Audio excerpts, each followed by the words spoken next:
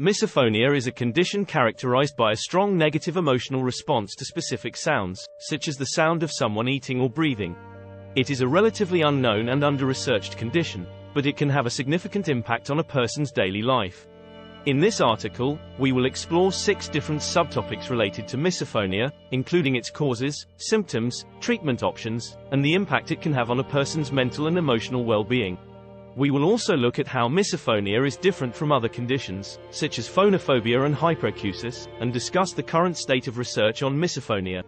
Through understanding these different aspects of misophonia, we hope to shed light on this little-known condition and provide support for those who may be affected by it.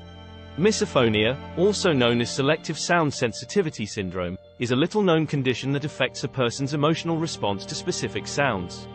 These sounds, known as trigger sounds, can include the sound of someone eating, breathing, typing, or even the sound of someone's voice. For those with misophonia, these trigger sounds can cause a strong emotional reaction, including feelings of anger, disgust, and anxiety. This emotional response can be so severe that it can disrupt a person's daily life, making it difficult to be around others or in certain environments. Despite the fact that misophonia can have a significant impact on a person's life, it is a relatively unknown and under-researched condition.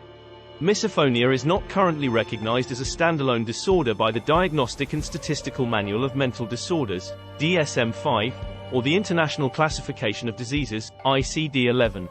Despite this, many experts believe that misophonia is a real condition that affects a significant number of people.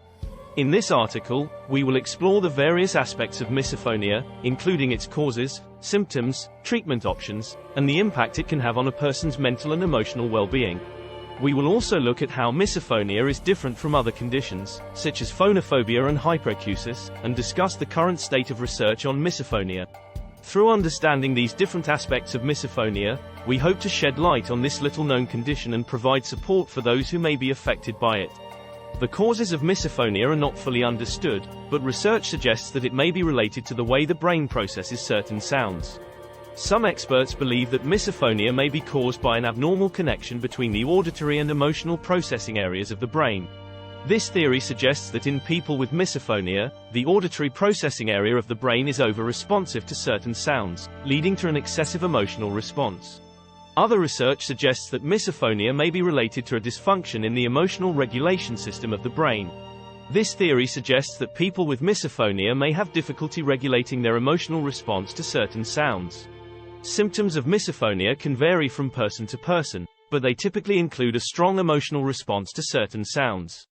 This emotional response can include feelings of anger, disgust, anxiety, or even panic. Some people with misophonia may also experience physical symptoms, such as muscle tension or an increased heart rate.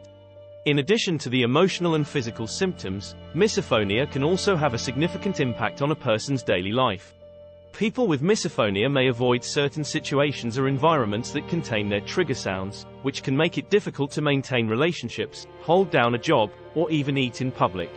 It is important to note that misophonia is different from other conditions such as phonophobia, which is a fear of sound in general, and hyperacusis, which is an increased sensitivity to sound. Misophonia is specific to certain sounds, whereas phonophobia and hyperacusis are not. Therefore, it is important to get a proper diagnosis by a professional to understand the specific condition and to get the right treatment. Treatment options for misophonia are currently limited, but several approaches have shown promise in managing symptoms. One popular approach is cognitive behavioral therapy, CBT, which focuses on changing negative thought patterns and behaviors related to misophonia. CBT may involve teaching people with misophonia techniques to manage their emotional response to trigger sounds, such as deep breathing or visualization. Another approach that has been used to treat misophonia is tinnitus retraining therapy, TRT, which uses sound therapy to desensitize people to their trigger sounds. Another approach that has been used to treat misophonia is medication, specifically selective serotonin reuptake inhibitors, SSRIs, which have been found to be effective in reducing symptoms in some people. However, more research is needed to determine the safety and effectiveness of these medications for treating misophonia. Researchers have also begun to investigate the potential of neurofeedback as a treatment for misophonia. This approach uses real-time monitoring of brain activity to help people with misophonia regulate their emotional response to trigger sounds. However, more research is needed to determine the effectiveness of neurofeedback as a treatment for misophonia. It is important to note that there is no one-size-fits-all treatment for misophonia, and what works for one person may not work for another. It is important to work with a healthcare professional who is familiar with the condition to find the best treatment plan for you. This might involve a combination of therapy, medication and other techniques tailored to the individual's specific needs. In conclusion, treatment options for misophonia are currently limited, but several approaches have shown promise in managing symptoms. These include cognitive behavioral therapy, CBT, tinnitus retraining therapy, TRT, medication, neurofeedback and a combination of these different approaches. It is important to work with a healthcare professional to find the best treatment plan for you. Living with misophonia can be challenging, but there are steps that people can take to manage their symptoms and improve their quality of life. One important step is to identify and avoid trigger sounds as much as possible. This may involve creating a quiet zone in your home where you can go to escape trigger sounds, or avoiding certain places or situations that are likely to contain your trigger sounds. Another important step is to develop coping mechanisms to manage your emotional response to trigger sounds. This might include deep breathing, visualization, or other relaxation techniques. Some people find that listening to background noise, such as white noise or calming music, can help to mask trigger sounds and reduce their emotional impact. Another way to manage symptoms is to communicate with people around you, especially family and friends, about your condition. They can help you to avoid situations that can trigger your symptoms and also be more understanding and supportive if you need to leave an environment that is too loud or too distressing for you. It is also important to take care of your overall well-being by eating well, getting enough sleep, and engaging in regular physical activity. These activities can help to reduce stress and improve your mood, which can in turn reduce the impact of trigger sounds on your emotional well-being. It's important to note that misophonia is not well understood by the general public and many people may not be aware of the condition or may not take it seriously.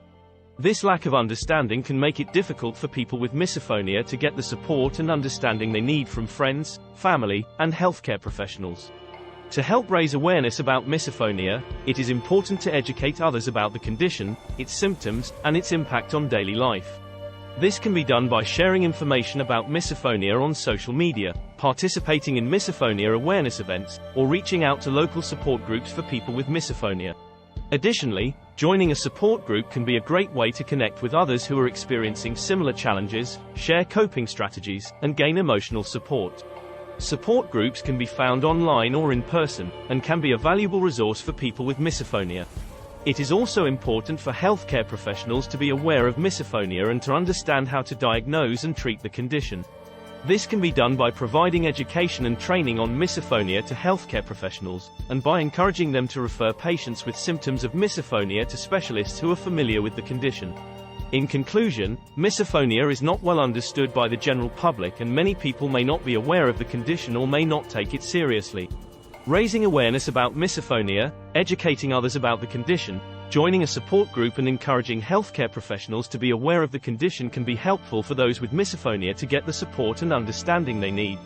In conclusion, misophonia is a complex and poorly understood condition that can have a significant impact on daily life. It is characterized by strong emotional and physical reactions to specific sounds, known as trigger sounds. The condition is not well understood by the general public, and many people may not be aware of it or may not take it seriously. However, there are steps that people with misophonia can take to manage their symptoms and improve their quality of life. These include identifying and avoiding trigger sounds, developing coping mechanisms, communicating with people around you, and taking care of your overall well-being. Additionally, raising awareness about the condition, joining support groups, and encouraging healthcare professionals to be aware of it, can help those with misophonia to get the support and understanding they need. It is important for more research to be done on misophonia to better understand the condition and develop effective treatments.